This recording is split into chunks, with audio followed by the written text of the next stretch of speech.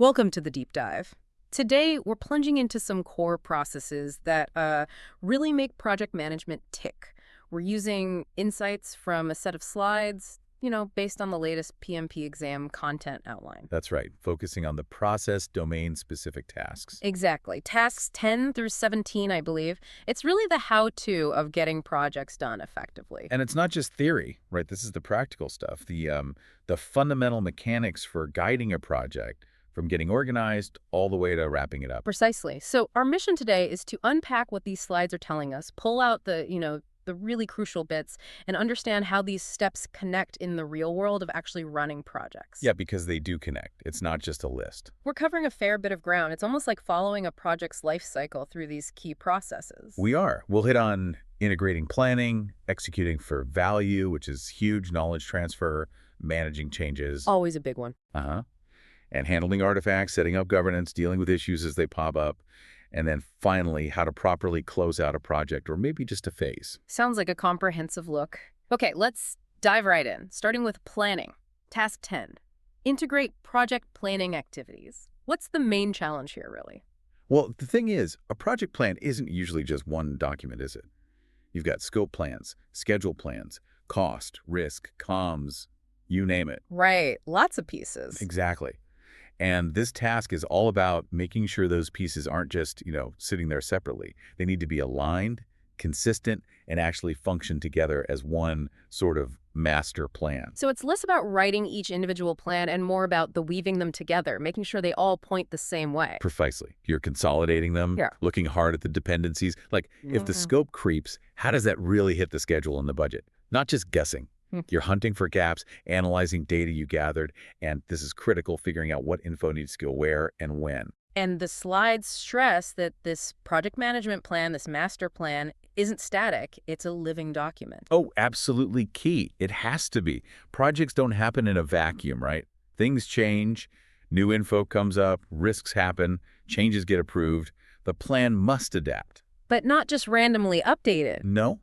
That's the catch. It needs controlled updates. There has to be a process. So how do you pull all this together effectively? What kind of tools or techniques are we talking about? Well, expert judgment is massive here. You lean on people with experienced seasoned PMs, SMEs, to help figure out the best approach. Is it predictive, agile, maybe hybrid? Right. They help customize processes, identify the right resources, figure out which documents really need that strict change control. Basically knowing who to ask and when makes sense. Totally. And then there's data gathering, the basics, brainstorming, using checklists so you don't forget stuff, focus groups, interviews, getting that stakeholder input. Yeah, all that groundwork. It all feeds the integration. And we can't forget the people skills, can we? Especially when you're trying to integrate everything. Never. Conflict management is vital. Different plans might clash, resource needs versus budget, for example. Facilitation skills are needed to run those planning sessions. Even just good meeting management so you're not wasting time. Getting everyone to agree on dependencies, that takes skill. The source also mentions PMIS, Project Management Information Systems. Sounds like a central command post. Kind of, yeah. It's basically a system, often software, designed to collect, integrate, and share project info. Like Microsoft Project helps with schedules, but a real PMIS is broader. It helps connect the dots between different planning bits, track how things are going, and make info easy to find. And anticipating change, which we'll definitely get to, that starts way back here in planning too, doesn't it? Having plans for change and configuration management. Absolutely. Your change management plan, how you'll handle change requests, and your configuration management plan, how you'll control documents and versions. These are baked into that integrated plan from the start. They set the rules of engagement for when things shift. It really feels like integrated planning is about setting the stage, building a solid foundation, even if you know storms are coming. That's a great way to put it. And speaking of setting the stage, the kickoff meeting, that comes out of planning. What are its main goals, beyond just getting everyone together? Oh, it's way more than just introductions. The critical goals are making sure everyone involved, team, key stakeholders, truly gets the project's purpose, its goals, what success looks like. Getting buy-in. Exactly. Gaining that team commitment, fostering collaboration right from the get-go, and clarifying roles, who does what, avoids confusion later. Does the timing matter much when you hold the kickoff? It does, and it shifts. Smaller projects, maybe you do it early in planning. bigger ones, or where you have separate planning and execution teams. Often it's right before execution starts to align the delivery team. And multi-phase projects. You'd likely have a kickoff for each new phase. Realign everyone on the phase-specific goals. Okay, planned, integrated, kicked off. Now we execute. Task 11, execute project with the urgency required to deliver business value. The spotlight's on value here. Yeah, this is where the rubber meets the road. But it's not just about churning out work. It's about doing it in a way that continuously delivers value back to the business or the customer. The urgency isn't just speed, it's speed to value. How do you maintain that value focus during the thick of execution? It's constant assessment. Look for opportunities to deliver value incrementally. Can we break this big thing down, deliver smaller pieces sooner? Right. You also need to keep checking. Is the work we're doing still aligned with the business case? Okay. And especially in Agile, you support the team to find that minimum viable product, the MVP. Ah, yes, the MVP. Get the most bang for your buck earliest. Sort of. Oh, It's wow. that core functionality that delivers real value with the least amount of initial effort. Get something usable out there quickly, learn from it, then build more. And business value itself, it's not just dollars and cents, is it? Oh, much broader. The slides mention several types: financial, obviously revenue, savings, but also improvements, efficiency, quality, gaining new customers, being first to market, even social value like community impact or technological advancements. And that classic split, tangible versus intangible benefits. Yep. Tangible is the stuff you can count easily. Sales increase, costs cut. Intangible is real value, but harder to slap a number on. Brand reputation, customer satisfaction, employee morale. Still important, just fuzzier to measure sometimes. The source has that great visual for incremental delivery, skateboard, scooter, bike, motorbike, car. Yeah, that's perfect. It shows the difference. Waterfall. Build the whole car. Deliver it way at the end. All right. Agile. Deliver something useful early that skateboard provides transport. And then improve it incrementally. What are the big wins with that incremental approach? Several key ones. Faster value delivery, obviously. You might get higher customer value or grab market share sooner. Users get partial previews. They see it evolving. And feedback. Crucially, early feedback lets you adjust course based on how people are actually using it. Make sure you're still building the right thing. If value is king, how do we know if we're delivering it? The source says, only measure what matters. Performance measurement is absolutely vital. You got to track the key areas. Scope what's done, how are changes impacting us, schedule are we on time, budget, how's spending look, resources are people available, are vendors performing, and quality defects, issues, risks. And telling people about it, reporting performance. Exactly. And tailoring those reports. Milestone schedules for key dates, quality reports, EVM earned value management for integrated performance, variance analysis, work performance reports, dashboards for that quick visual hit. So it's about doing the right work, showing its value, and tracking progress. Okay, let's shift gears a bit. Task 12. Ensure knowledge transfer for project continuity. All about information flow. Hugely important, this one. And often overlooked. Teams build up so much knowledge about the product, the stakeholders, the pitfalls. Right, the tribal knowledge. Exactly. Capturing and transferring that is vital for the project's continuity and honestly for the organization's future projects too. What's the basic flow here for knowledge management? It's kind of 3 steps. Knowledge collection, gathering it from people, docs, past projects. Then knowledge utilization, actually using that knowledge for decisions, problem solving. And finally, knowledge transfer, sharing it with others who need it now or later. How do you make that transfer happen effectively within the team itself? Well, you need clear discussions about who's responsible for what. Setting expectations about collaboration like, we expect you to share information. And confirming how you'll share meetings, reports, maybe mentoring pairings. The slides differentiate between 2 kinds of knowledge, explicit and Tacit. Right. Explicit knowledge is the stuff you can write down easily. Manual, specs, reports. Yeah. You can email it, put it in a database. Okay. Tacit knowledge. Yeah. That's the tricky stuff. It's personal, experience-based, the intuition, the gut feel, the undocumented lessons. It lives in people's heads. How do you transfer that? Through interaction mostly. Conversations, storytelling, watching someone work, mentoring, pair programming and software, that kind of thing. The visual of people talking versus the brain lifting weights is quite good. And this leads directly into lessons learned. Absolutely. Lessons learned are the documented insights, good and bad, gained during the project. Their purpose: improve future work, avoid repeating mistakes, enhance practices. It's not just complaining about what went wrong. No, it shouldn't be.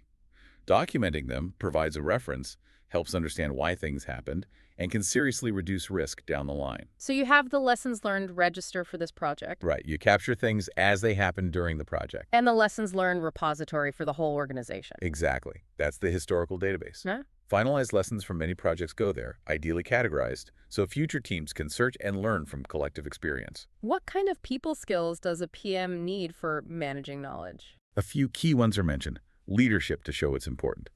Facilitation to run good lessons learned sessions. Political awareness, understanding who knows what and what might block sharing. And networking, building bridges so knowledge can flow across teams. Okay, knowledge flowing. Now, the big one. Task 13, manage project changes. Always challenging.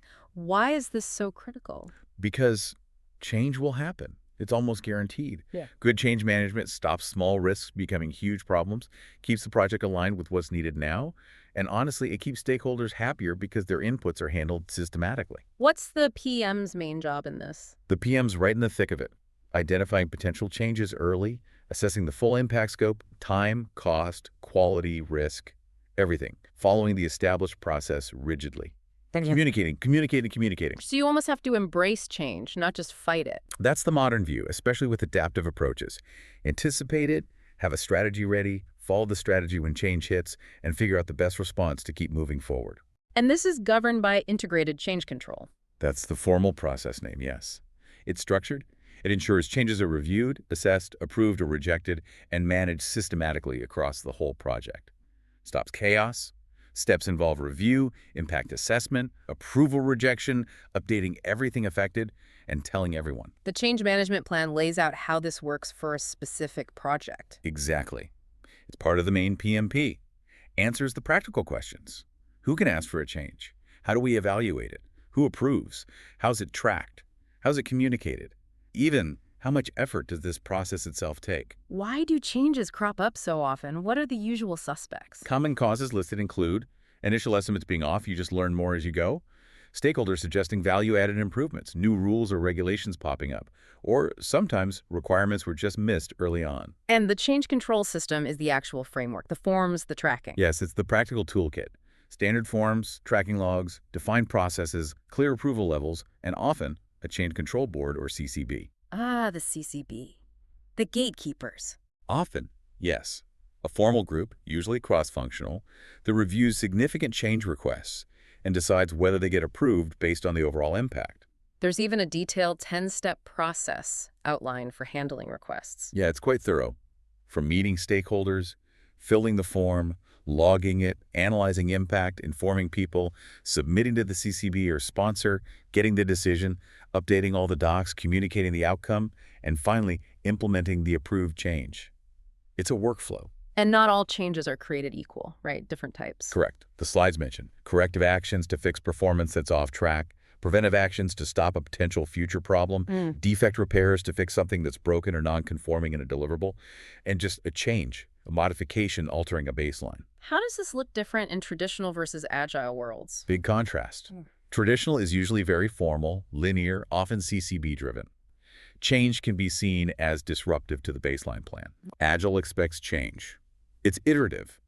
Decisions are often made faster by the team or product owner based on continuous feedback.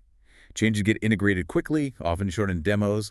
It's much more fluid and adaptive. Different mindset, different process. Makes sense. Okay, next up, Task 14, manage project artifacts. What exactly counts as an artifact? Basically, any document or output related to managing the project.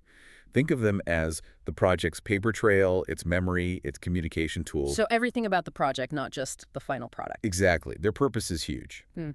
Track progress, sure, but also provide history and insights for the future. Examples. Give us a few. Oh, the list is long. Acceptance criteria, business case, change requests, logs, issues, risks, assumptions, lessons learned register, meeting minutes, the project plan itself, and all its subplans. Requirements docs, WBS, risk register. Wow, okay. And specifically for Agile, you've got things like the product backlog, sprint backlog, the actual product increment delivered, the product roadmap. And like the plan, these aren't just created and filed away. Many are living documents, created, maintained, updated throughout. They let you reconstruct history if needed. Accuracy matters. So what does managing them involve? It means figuring out the requirements for each artifact. What do we need? When? Where's it stored? Who owns it? Then validating the info. Is it current, accurate, accessible? And assessing, are these artifacts actually helping us? This sounds like where version control is absolutely essential. Oh, completely. You need version control. It tracks changes to files over time, lets you roll back if needed, creates that audit trail who changed what, when. Crucial for consistency and traceability, especially with documents that evolve. And storage. How do you keep track of it all? Needs to be secure and accessible. Could be shared drives for simple projects or robust cloud systems for complex ones. The method should fit the project. Same with distribution. How you share them depends on the project's scale. Okay, artifacts managed. Now who's overseeing the big picture? Task 15. Establish project governance structure. What is governance here? Project governance is the framework, the rules, relationships, systems, processes that guides and controls how the project is managed. Its main job. Keep the project aligned with the organization's strategy and goals. Why is that alignment so critical? It defines the project's strategic direction, sets clear expectations, and makes sure the PM and team are working on things that actually contribute to the business objectives. Without that alignment, a project might deliver something, but not necessarily the right something for the organization. What are the practical upsides of having good governance? Clear accountability. You know who's ultimately responsible. A structured way to handle issues that escalate. Transparency in decisions and communication, and clear roles and responsibilities for the key players, which cuts down on confusion and conflict. Is it the same structure for every project? No, definitely not. The source makes a big point of this. Governance isn't one size fits all. It must be tailored to the project's specific needs, complexity, risk, stakeholders, while still fitting within the overall company policies. Who usually sets it up? The PM. The high-level framework, usually set by the organization, maybe a PMO or senior leaders.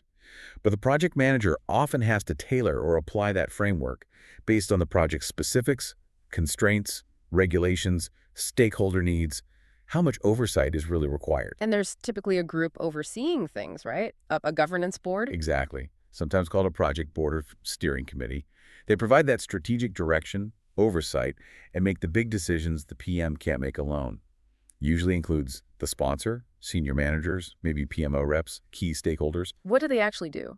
Key things include overall project oversight, reviewing major deliverables, supporting critical decisions, helping manage major risks and issues, and approving significant changes that impact baselines. And they're the escalation point. Fundamentally, yes. Governance defines how escalation works. If an issue or risk is too big for the team to handle within their tolerances, it goes up the chain to the authorized stakeholder or the board for a decision. Good escalation keeps things moving.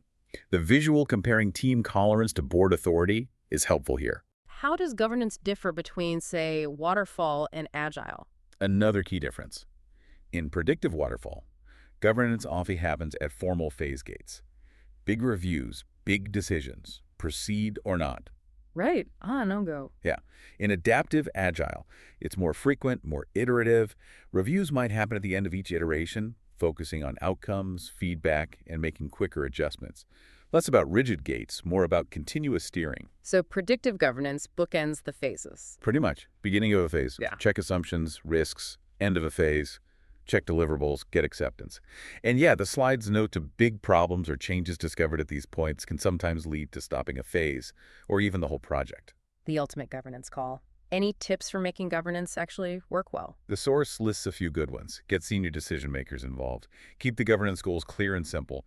Have experienced people in governance roles.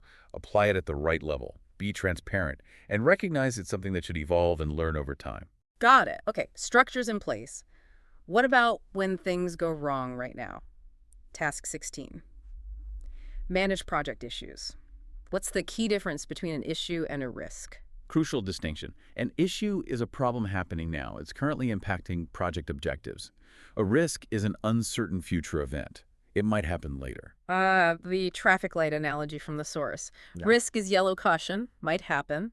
Issue is red stop, problem now. Exactly. Risks go in risk register, you plan responses.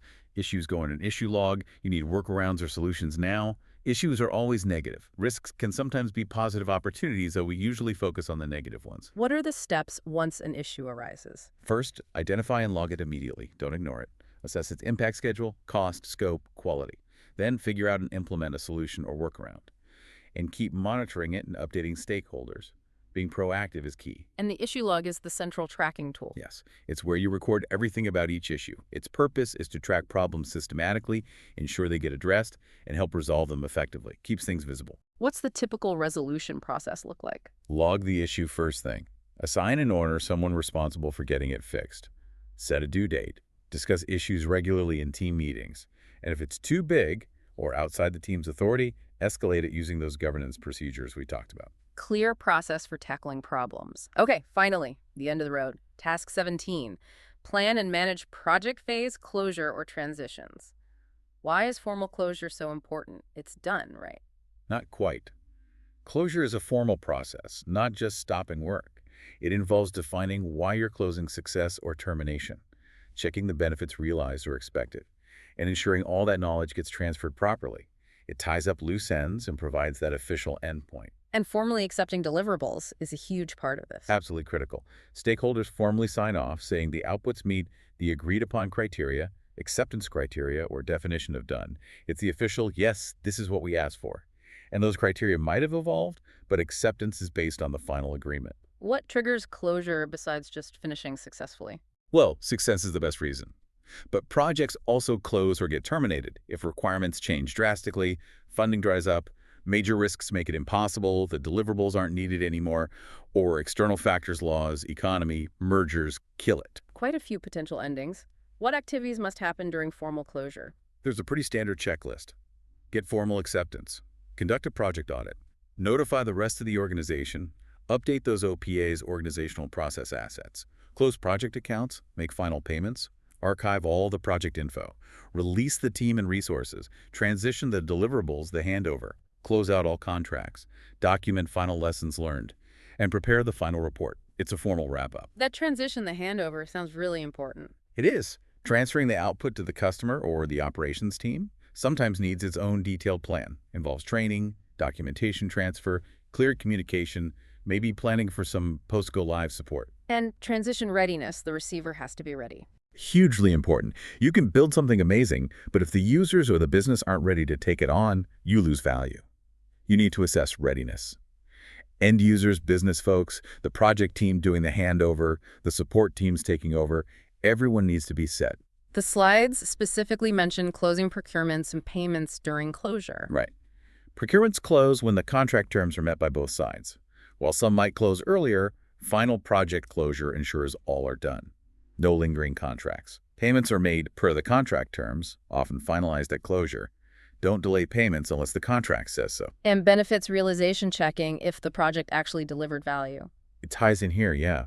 Benefits might be immediate, or they might accrue over time, long after closure. The benefits management plan, created earlier, often gets reviewed now. It outlines how benefits were supposed to be delivered, measured, and tracked. It connects the project back to its original why. And knowledge management comes back one last time at the end. Definitely. Bookends the process. Final chance to capture what was learned. Activities like final retrospectives, archiving info properly, finalizing the lessons learned register, adding key stuff to the organizational repository, and transitioning knowledge to the operational teams for continuity. Consolidating lessons helps make them more useful later.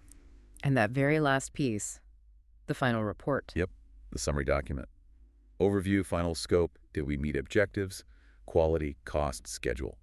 Validation info, approvals, satisfaction, benefits realization summary, and a recap of major risks and issues and how they were handled. It's the project's official history book, essentially. Wow. Okay, we really covered the gamut there. From integrating plans right at the start, through executing for value, managing knowledge and change, keeping artifacts organized, setting up governance, handling issues, and all the way to formal closure and lessons learned. It really shows how these processes aren't isolated silos, doesn't it? They all influence each other. Good planning helps execution. Change management impacts everything. You can't close properly without good execution and value delivery. It's all interconnected. Absolutely. It paints a picture of project management as a dynamic system, not just a checklist. So for you listening, thinking about your own projects, which of these areas, planning, integration, value delivery, change control, issue management, formal closure, feels like the trickiest one to get right consistently? And maybe chew on this. Yeah. How does understanding all these areas, even ones you don't directly manage, help improve the overall success and value delivery of any project you touch? It's about seeing that whole interconnected picture, not just your individual piece of the puzzle.